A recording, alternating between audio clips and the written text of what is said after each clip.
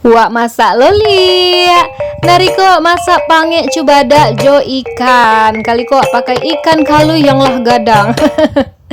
Kok pakai kuali tanah. Tadi nih pakai belangun ndak muek ternyata kan. Wak ale dulu pakai daun kunyi, sarai, daun salam, daun limau.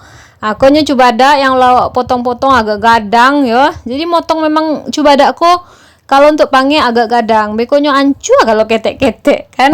Ke bumbu yang dialihan, alihan niko ada lo bumbu yang diiris ataupun digeprek. Konyo, beko wak susun si cubada wage bumbu yang lau alihan. Habis tu wak tutik lo pakai ikan, wak agi lo bumbu bali ya. Habis tu tutik lo pakai cubada sampai nyo habis gitu bertingkek-tingkek kan. Terakhir wak tambahan bawang merah iris, jo, supade yang lawak geprek dan langkue yang lawak geprek serta asam.